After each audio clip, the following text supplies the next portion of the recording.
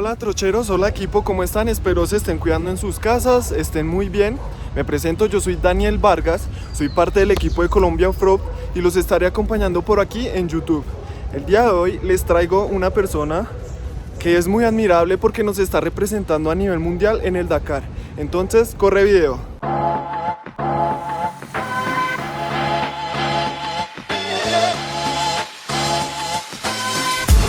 Equipo.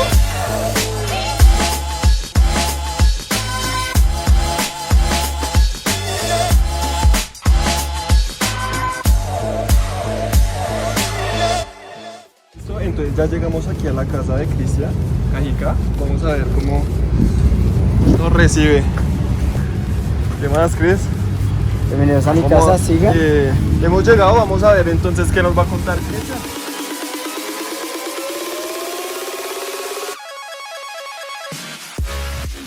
Hola Cristian, ¿cómo estás? Gracias por dejarnos entrar a tu casa. Entonces, él es el piloto Cristian Cajica, el corredor de Rally Dakar que nos representa a Colombia. Te traigo un regalito de la familia Colombia Off-Road. Upa, está buena, es para instalársela de una vez, ¿no? Para la colección. Sí, no se puede llevar esa, ¿no? La del Sí. patrocinio. Sí, nos pueden estar regañando, pero no. Muchas gracias, me encantan las gorras. Entonces Cristian nos va a explicar toda la carrera y pues nos va a contar un poco de él para conocerlo y su recorrido en este mundo. Sí, pues bueno, digamos que son muchos años en esto. No siempre corrí en quatris, antes corrí en motos de agua y empecé en las motos de dos ruedas. Y por cuestiones de la vida terminé montando en una quatri.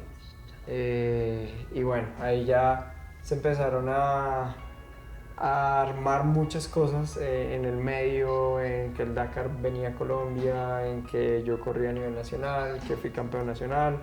Y bueno, ahí se conjugaron muchas cosas que pudieron hacer que yo pudiera ir a el primer desafío olímpico, que fue lo primero que fui. Es un mini Dakar, son 3 días en el desierto con la misma navegación, la misma estructura, solo que mucho más corto y con muchas menos exigencias para entrar. Es para rookies, es para gente... Para aprender. Para aprender, exactamente. Entonces, creo que por ahí se comenzó todo y pues por ahí comienzan muchos realmente. Y prácticamente todos tienen que comenzar por algo como eso porque si no, no los dejan entrar oficialmente al Dakar, es muy difícil. Cuéntanos un poquito de ti. ¿Cuántos años tienes? Que hay mucha gente que quiere saber cómo la trayectoria pues de todo este recorrido. Pues me he visto como de 13, me veo como de 60, no mentira, pero tengo 36 años. 36 años, todo esto comenzó hace, no sé, 18 años, y yo creo, o tal vez un poquito más, y bueno, aquí estamos. Tienes muchísimos trofeos. Sí, pues ya te podrás imaginar en todos estos años cuántas carreras hemos podido vivir. Siempre pienso que uno tiene que estar premeditado para ganar, o sea, su mente, uno no puede ir a una competencia a decir voy a llegar, uno tiene que decir voy a llegar a ganar. Eso es como lo más importante para mí, entonces siempre intento dar lo mejor de mí para poder llegar al primer puesto o al podio, que siempre es gratificante realmente. Pero yo por aquí veo puros primeros puestos, primer puesto, segundo puesto, primer puesto. Tenemos un campeón acá, de todo, sí. Campeón general. Sí, igual, Master. son de muchos años realmente, o sea, es de, no sé, muchas competencias. Aquí tenemos varios trofeos. Sí. Coméntanos un poquito de ellos. Aquí vemos el Salón de la Fama, ahí estás con Sí, la chica Soho. Es que eso fue, nos invitaron a los 15 años de Soho y hicieron como un reportaje de lo que yo hacía. Entonces, preciso como que coincidió y me invitaron como a la fiesta de 15 años y fue chévere, la verdad. No lo puedo negar, entonces lo guardo como un recuerdo. Aquí vemos unas fotos del donde Dakar. Pues, él está empezando. Esto es Cundinamarca, esto es por allá en Santander, esto es un parcero argentino que estimo mucho. Esto es en Perú, esto es en Cali. En Cali. Sí, en Cali, mira, ve. ¿Cuál es el tesoro más preciado? Pues aquí vemos que tiene un poco de trofeos. Sí, Tiene hasta la Feria de las Dos Ruedas del Salón Sí. de la Fama, el campeonato, las de Ica. sí. ¿Cuál es el más preciado? Sin duda la moneda del Dakar. ¿Nos la presentas? O sea, Eh, es una moneda de 1000, no mentiras. muestra. Es, Pesa un montón. ¿es un gigante. tejo? Es un tejo, sí. O sea, cuando voy a jugar tejo, me llevo la monedita para jugar. No, mentiras. Yo creo que sin lugar a dudas es lo más importante de todos porque, como yo lo digo, es como el posgrado de todos los que corremos en el off-road. El Rally Dakar es la Fórmula 1 del off-road y creo que el Dakar es como el top, no hay más arriba del Dakar realmente. Entonces poder tener una moneda de un Dakar, una medalla, pues es como tu trabajo capitalizado en una moneda, Ha valido la pena. totalmente. El tesoro más preciado, por aquí tienes más. Sí. Ah, tienes... Igual están mezclados porque también hay como de cuando montaban motos de agua, que ahí fue como inició toda esta historia. un jet ski. Sí. ¿También competiste? Fui campeón nacional de jet skis también. Este man hace de todo, Sí. también cocina. No cocino nada, no lavo ni un plato, no mentira. Pero sí, o sea, son muchas cosas. Este es de Cars por ahí que me invitaron, pero bueno, son mil cosas y mil recuerdos que me gusta mantenerlos vivos porque siempre me acuerdo de todo lo que he hecho y eso pues me motiva mucho más todos los días. Este es el mapa oficial del Dakar, ¿sí? Entonces, esto te lo entregan a uno cuando estás en las verificaciones administrativas y es para que tú te hagas una idea de lo que vas a recorrer, porque precisamente uno no entiende La exactamente dimensión. la dimensión, o sea, cuando a ti te dicen recorrer 2 países, tú no te lo dicen y no lo entiendes. Pero básicamente es esto, es como cada día, ¿sí? Día 1, día 2, día 3, día 4, día 5, Y de vuelta. Sí, exacto. Todos los días su recorrido con los kilómetros, creo. Y no tanto los kilómetros, sino las categorías que hacen ese recorrido, básicamente. Todo esto es lo que hace Un pues, piloto. un piloto Tiene que en hacer todo los ese 13 recorrido. días de Ajá. recorrido en el Dakar. 2 países, 13 días, 9000 kilómetros. Esa es Ok. Acá podemos ver que el está- terreno, muestra todo. absolutamente todo, donde es el vivac, donde va a ser el vivac en la ciudad. Entonces, pues hay un mapa de las cercanías donde va a ser el vivac, que es muy importante. Definitivamente para leer esto tiene su técnica porque a mí me entregan esto Y y no, yo solo Es veo el difícil. recorrido y ya. sí, sí, es difícil. Igual les tengo sorpresas, pues tengo una hoja de ruta de Dakar también para mostrárselas y medianamente explicárselas. Eso. Este es el beneficio pues de que lo patrocine Play, mira, lo patrocina Play, entonces Sí. le dan todo. Cuéntanos, ¿eso es lo que haces en el tiempo libre ya que estamos en cuarentena, Cris? Sí, pues obviamente estamos pues ahorita con esta contingencia de salud y pues obviamente las pistas están cerradas, no podemos entrenar. Eso no quiere decir que no entrenemos día a día físicamente, ¿no? Yo todos los días hago gimnasio y hago bicicleta, estática obviamente. Pero sí, mis ratos libres las paso acá, sentado. Es un simulador de Gran Turismo que me mandó PlayStation.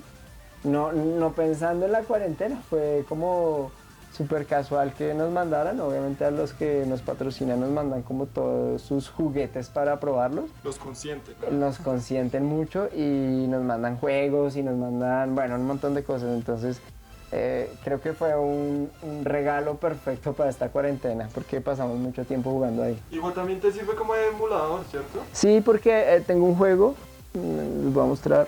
Pues obviamente está el de Gran Turismo que es de carros, pero tengo un juego que es del Dakar y lo juego en modo simulador. Entonces, básicamente uno anda por las mismas rutas del Dakar, prácticamente son graficadas exactamente. Hay muchos pedazos que recuerdo en mi cabeza y que los veo en el juego. Y la hoja de ruta se maneja de la misma manera. Entonces, es muy chévere porque también te mantiene un poco activa la mente en cuanto al tema de la hoja de ruta.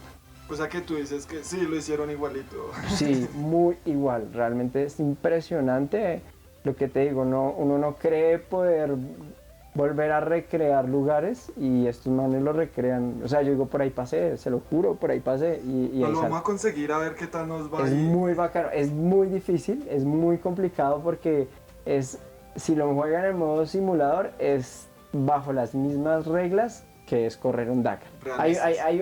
Hay un modo que es más fácil y entonces la brújula está activa todo el tiempo, pero en el modo real es bien difícil, pero es súper chévere. Entonces aquí tenemos la moto, Chris nos va a contar cómo se la entregaron, cómo Sí. se la dieron y pues qué le ha hecho porque está súper modificada para esto que tú haces. Sí, yo creo que es importante que la gente entienda un poquito que las motos que están más modificadas son las motos de rally, por, digamos que por las características de la competencia. Uno en una carrera de motocross, tú ves la moto de Ken Roczen y ves la que venden en Honda en el almacén y las ves exactamente iguales, con calcomanías, pero digamos el exterior es igual. Obviamente uno sabe que en el interior es una moto totalmente diferente, pero se ven a apariencia totalmente diferentes.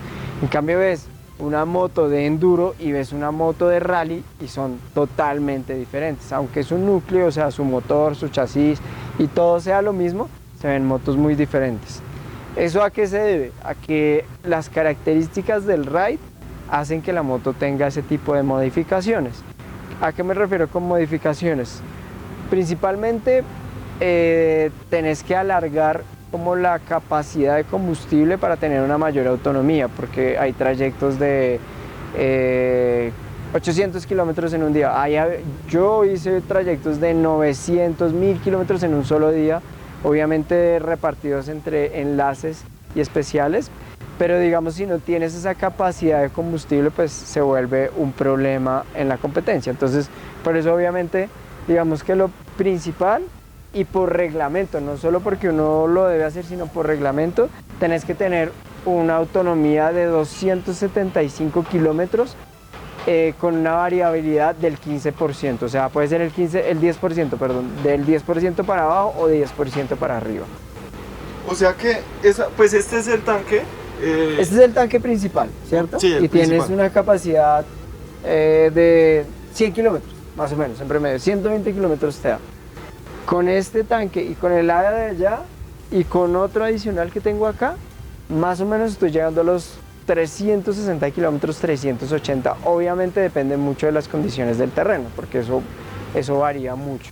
Entonces, digamos que eso es lo que tienes que hacer, aumentar la capacidad de combustible para tener mejor autonomía. ¿Y tú cómo sacas la gasolina de los tanques para, o sea, te toca sacarle y volverla a echar o No, cómo no, no, haces? no, obviamente pues tiene una bomba de levante, tiene una bomba que está conectada con todos los tanques y se activa de acá arriba de un switch y la sube al tanque principal. Es como la manera. Esta que es carburada se hace de esta manera, las que son inyección se hace de una manera diferente. Muy bacano ese sistema. ¿Qué más? Pues yo veo por aquí que también le tienes suspensión. Sí, obviamente también pues viene el tema ya de performance de competencia, entonces pues obviamente necesitas unas suspensiones mejoradas, no solo por rendimiento, sino porque llevas un peso adicional. Estos tanques adicionales son más o menos unos 10 galones que carga la moto. Son dos pintines de 5 galones encima de una moto, eso hace mucho peso, entonces necesitas una suspensión seteada para ese peso y para el tipo de competencia. Las tijeras también son diferentes, son de competencia, son más anchas, con una luz un poquito más grande acá para que una piedra no la golpee muy fácil. Las llantas, el timón, es mucho más ancha atrás, en la parte de atrás, para darle también más estabilidad. Y bueno, pues cargas maletica y lo más importante de todo, pues está acá, que es como donde está todo el cerebro del funcionamiento de la moto, que se llama la torre de navegación. Es como la torre de control En un avión, sí, tal cual. ¿Qué tiene que tener esa torre de control? Principalmente un elemento básico en el ride, que es el roadbook. El roadbook es donde tú pones la hoja de ruta para poderte guiar, ¿sí? Obviamente se usa o se ponen más aparatos, pero el elemento principal para un ride es tener un roadbook, ¿sí? Para poder poner la hoja de ruta, que con este es el que vas a llegar a la meta. O sea, este es el punto de inicio y el punto de llegada en una competencia de ride. Esa es la función principal de la torre de navegación. Obviamente pues ya aquí están todos los botones, como les explicaba, el de la bomba de combustible, que sube el combustible de los tanques auxiliares al principal, la exploradora, hay ya cosas mucho más específicas como que le ponemos un switch al motoventilador porque hay momentos que calienta mucho y queremos que la moto esté mucho más fría para que no se vaya a estropear el motor. Y tenés que tener esta plaqueta aquí arriba que vos no se entiende muy bien, pero aquí van las antenas, ¿sí? En el Dakar nos entregan 2 instrumentos esenciales, bueno, más, en este momento son más, son creo que 4, que son el GPS, el IRITRAC, la baliz, que esa sí está acá, y un Small Track, que es como, a ver, IRITRAC y Small Track son como unos GPS donde la organización te está monitoreando, ¿sí? Vas sabiendo dónde estás, te pueden llamar, es un teléfono satelital de doble vía, o sea, tú hablas y ellos te escuchan, pero ellos hablan y tú los escuchas a ellos, ¿ok? Y el Small Track es como un backup de eso, igual que la baliz, que es este. Entonces, esos aparatos tienen unas antenas, y esas antenas se ponen de esta manera y se amarran de esta manera, es reglamentario hacerlo así. Entonces por eso aprovechas la torre de navegación para poner tus antenas, para poner los instrumentos de navegación, el roadbook y todo tu panel de control de instrumentos o de cosas que tiene la moto. La gente piensa que ir a un rally es nomás acelerar la moto, ir allá, fondear, manejar.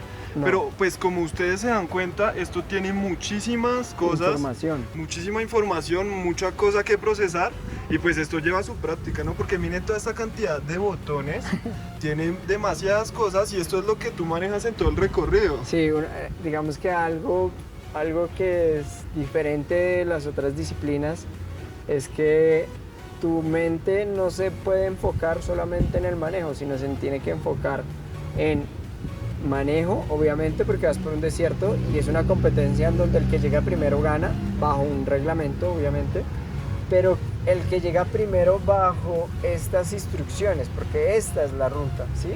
El GPS que nos dan no es un GPS como este, es un GPS de datos y es para que ellos registren la ruta y tengan como juzgar el recorrido que uno no haya hecho, que uno no haya cortado camino, que uno no haya hecho nada que esté fuera de la competencia. Entonces, digamos que a diferencia del motocross, del enduro, de la superbike, del supermotar, uno se concentra solo en el manejo. No, aquí te tenés que concentrar en muchas más cosas. Primero, en la navegación, porque pues tenés que llegar de punto A a punto B. Segundo, en el manejo, pues porque no vas por una carretera principal. Y tercero, en tu estrategia de competencia, porque como son tantos kilómetros, pues tenés que tener una estrategia, tenés que saber dónde sos bueno y puedes ser más rápido, o dónde tenés que ser más cauteloso porque es un terreno que no te conviene y eso te puede perjudicar en una caída. Y bueno, en mil cosas, en cuidar la moto es muy importante saber hasta dónde va la moto, con eso no te sobrepasas de ese límite y no la dañas. Y bueno, muchas cosas que traen un rally.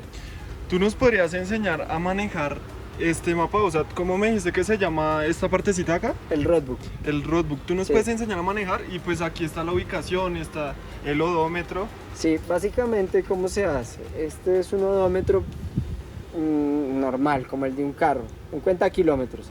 El que uno resetea, pone de A a B. El trip. Sí, un trip, exactamente. ¿Cuál es la diferencia de este odómetro al odómetro del carro? Este odómetro con estos botones se ajusta, ¿sí? ¿Por qué es esto? Porque digamos que en el kilómetro 563, ¿sí? En esta U, tú no diste esta U como era, sino diste una U más larga. Entonces cuando terminas de dar la U, pues vos estás en 565 kilómetros, pero esa es la U, por las indicaciones que había, esa es la U. Entonces, ¿qué pasa? Tú bajas con el botón a 573 y eso se llama recalcular. Entonces tenés que recalcular para que así mismo te coincida instrucción con instrucción siguiente, porque si no, si te descuadras 1 kilómetro aquí, medio en este, 2 en este, 3 en este, cuando llegues al final estás perdido porque no te ha cuadrado. Y bueno, y si uno se pierde, ¿cómo hace? Porque si sigue derecho. Sí, lo más importante de esto es saber cuál fue tu último punto de referencia de ubicación. O sea, vos, si en este kilómetro te perdiste, tenés que volver al kilómetro anterior, a la instrucción anterior, y volver a recalcular y volver a arrancar y hacer la instrucción. Esa es la manera de volverse a enrutar. A ubicar. Exactamente. Claro que esto es una hoja de ruta del Rally de la Orinoquía, que fue en Gaitán, fueron 650 kilómetros en una sola etapa. Y es una hoja de ruta un poco más sencilla, no tiene tantas instrucciones, pero esta que es una hoja de ruta de Dakar. Esta es la real. Esta es como se ve en el Dakar, sí. Esto tiene N.000 instrucciones. Esta es la parte del enlace, o sea, la parte de conexión. Y esta es ya la parte de competencia. Entonces miren la cantidad de instrucciones que tiene esto. Eso tiene su ciencia. Me imagino que cuando te la entregan tú la tienes que estudiar antes de salir al recorrido. Estudiar como tal es difícil porque, por ejemplo, esta tiene 230 kilómetros. Aprenderse 230 kilómetros en un par de horas es imposible. Simplemente lo que uno hace con los colores es que genera un idioma, ¿cierto? Entonces, ¿qué pasa? Que para mí este rosado es un cambio de dirección. Si no hay ningún cambio de dirección, pues puede ser un verde. Entonces, ¿qué eso me indica? Que cuando veo verdes en la hoja de ruta, acelero a fondo porque no hay como derecho, perder. Sí, para adelante. es manejar y acelerar a fondo. Pero apenas veo un rosado, pues ahí ya cambia el tema. Digamos que centras tu mirada más en la hoja de ruta que en el camino. Le bajas un poco la velocidad para poder hacer esto. Y bueno, los peligros los marcas en rojo. Entonces te generas como un idioma que a medida que vas andando lo identificas más rápido a través de los colores que lo que puedas leer. Es algo bien importante. Y es súper complicado, ya se dieron cuenta que esto no es tan fácil, no es solo ahí, vi la curva, entonces ya... No, y aquí esta plaquetica en blanco es donde vos marcas, a ver, todos tenemos una reunión de pilotos, ¿sí? Se llama briefing. Y en el briefing te dan datos importantes. Datos de lo que pasó. A ver, la ruta la hacen 3 meses antes, pero 2 días antes de cada carrera, de cada etapa, la vuelven a hacer, un carro o una moto o lo que ellos la pongan a hacer. Y puede que la semana anterior un río se haya llevado la carretera, entonces puede haber una variación, o un kilómetro está mal calculado, o etc, o el combustible cambió de lugar. Entonces eso es como esas partes importantes se anotan acá para tenerlas más presentes. Ahí la tienes marcada, ojo, sí. por aquí está corrido. Exacto. Me fascina la idea porque pues acá la gente se está dando cuenta que esto no es tan fácil como parece, no es solo manejar, sino que también tiene como que su estudio, ¿no? De terreno, acá está la ubicación del GPS, lo que él nos contaba que tiene los radios para que lo tengan pues satelitalmente ubicado. Y no, pues esto está fascinante. En el video de Instagram él nos contó que esta tiene aceleración de acá y de manigueta como una moto, y él ya le tiene el tiro. Las cuatrimotos porque no vienen con la manigueta acá, porque en caso de las curvas como tú contabas es peligroso. Digamos que una cuatrimoto para que gire tienes que mover el timón, entonces haces esta operación y eso implica en que puedas mover tu muñeca, fondeas. o sea, entonces puede pasar que puedes estar dando la curva y acelerar a fondo la moto. Sigue derecho. Y ahí puedes tener un accidente. Entonces por eso normalmente los cuatris, normalmente no, todos los cuatris por norma tienen el acelerador en el dedo, para que eso no pase, porque pues digamos el dedo no implica que cuando hagas este movimiento aceleres, porque es independiente. Que quede pegado. Pero ¿qué pasa? Que nosotros usamos este porque obviamente son muchas horas montando y obviamente el dedo se cansa de tanto acelerar, entonces usamos uno que es de doble, acelera como moto y acelera como cuatro. Esto me parece buenísimo. Igual esta tiene los cambios como una moto, ¿no? Sí, esto es una... Acá vemos el freno. Este es el motor de una moto de cross puesto en un chasis de 4 ruedas. Entonces la primera hacia abajo, segunda, tercera arriba. Igual, normal. todo Sí. quinta, no tiene reversas, solo tracción trasera, cadena. Es una moto de motocross puesta en un chasis de 4. Entonces ya le mostramos por encimita, les contamos que la Honda 450R a él se la entregaron totalmente stock, él le tuvo que hacer muchísimas mejoras y estas mejoras acarrean gastos, costos adicionales y él nos va a contar un poquito sobre eso. Yo creo que esa es una parte que es difícil de manejar. Todo el mundo cree que uno tiene plata y es que el papá le está pagando a uno el hobby. Que esto es fácil, Sí, que no, es gratis. no, esto es puro trabajo.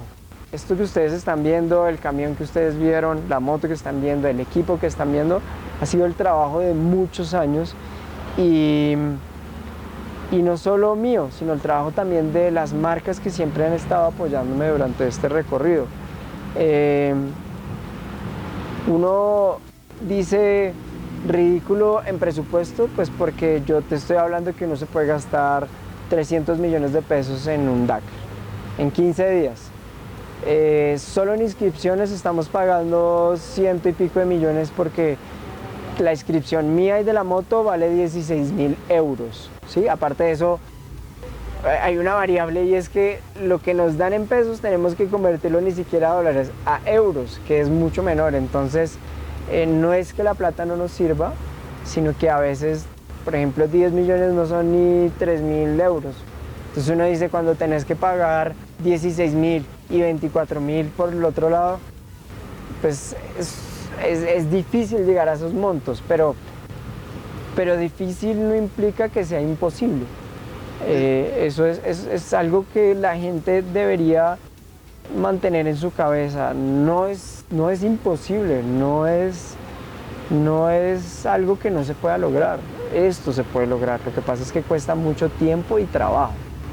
Teniendo en cuenta pues que lo que tú estás diciendo es de solo tu inscripción y de la cuatrimoto. Sí. Aparte va tu equipo, que ese equipo cobran por cabeza, el transporte, todo. Sí. Cuéntame un poco de esa parte.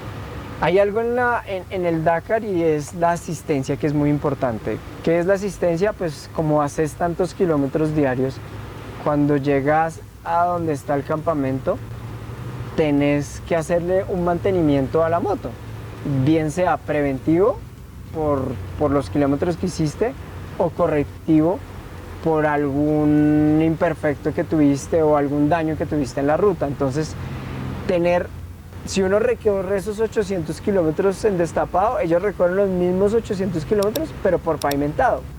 Entonces eso implica tener una logística de un carro que tiene que ser 4x4, porque así lo exige el reglamento.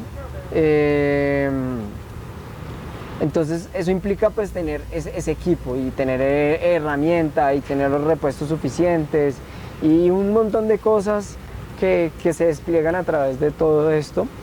Pero digamos, si vos pagas a un equipo una asistencia, te está costando en promedio entre $18.000 y 20 y algo mil de dólares, dependiendo de las comodidades que quieras, dependiendo de la cantidad de repuestos que lleves y que ellos tengan que cargar, dependiendo si querés el mecánico para ti solo o lo querés compartido, porque eso también pasa, se comparten gastos, solo que pues el mecánico tiene que atender 2 motos en la noche, no una. Entonces, si no alcanzó con las 2 motos, pues fue porque en tu presupuesto no te dio para pagar un solo mecánico.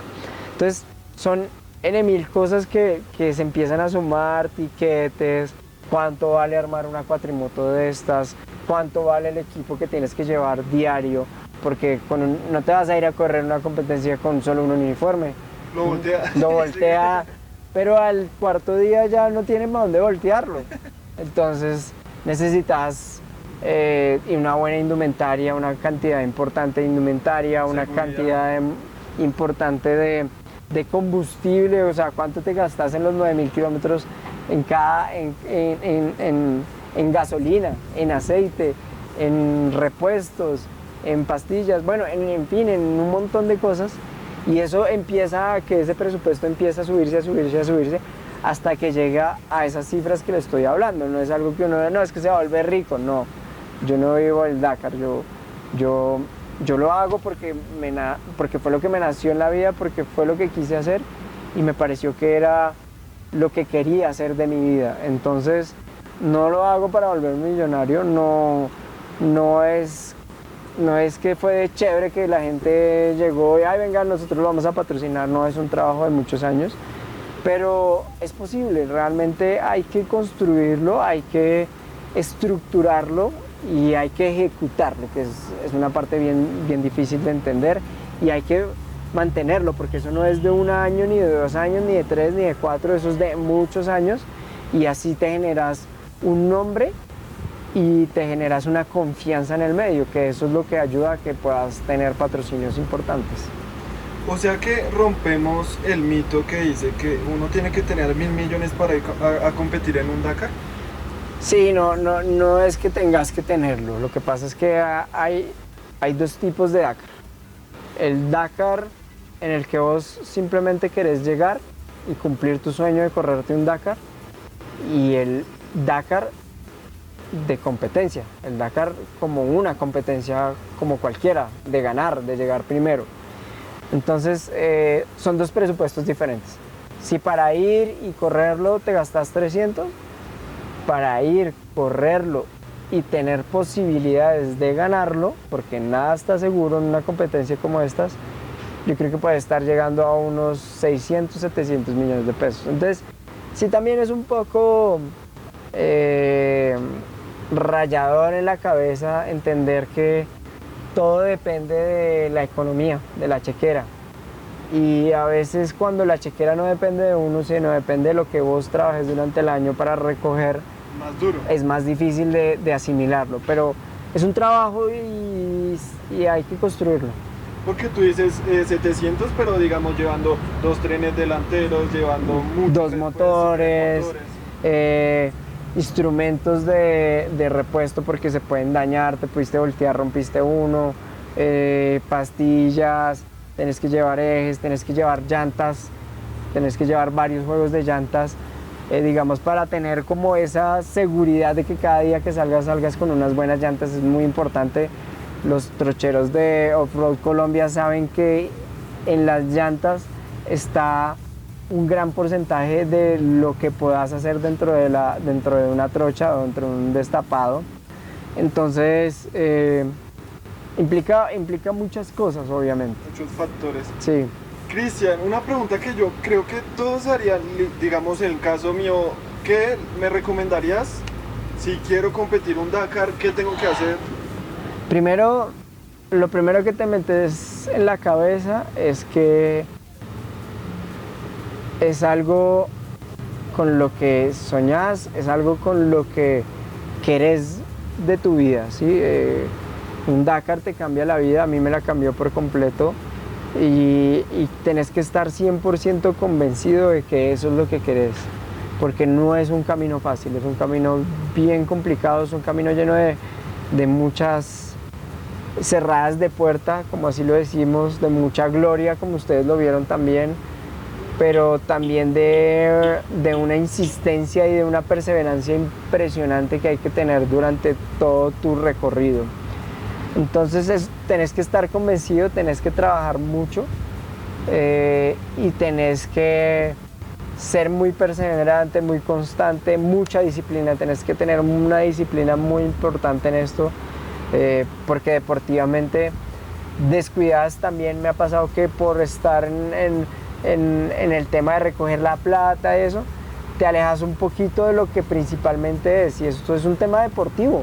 Entonces a veces tenés que estar en eventos y no puedes entrenar la cantidad de suficientes horas, y bueno, eso no tampoco está bueno. Entonces es generar como un equilibrio, un proyecto muy sólido, de mucha credibilidad, y bueno, es como la base que yo creería que hay que hacer. Ya de resto, pues conseguir la moto. A veces la gente, no, conseguir la moto es lo más difícil. No, de pronto conseguir la moto no es lo más difícil, de pronto conseguir la plata no tampoco es lo más difícil. pero sí generar ese equilibrio para poder llegar a competencia, para poder llegar a muchas cosas, es como lo más difícil. Tener en cuenta muchas cosas, ¿no? Como el corazón, las ganas que le metas y pues tener siempre la pasión y la idea en la cabeza de ser el mejor, de ganar. Lo que se hace con el corazón siempre sale bien. Es como una ecuación para mí. O sea, vos haces las cosas con mucha pasión, con mucho corazón, con honestidad y te salen bien. El resultado al final siempre va a ser positivo.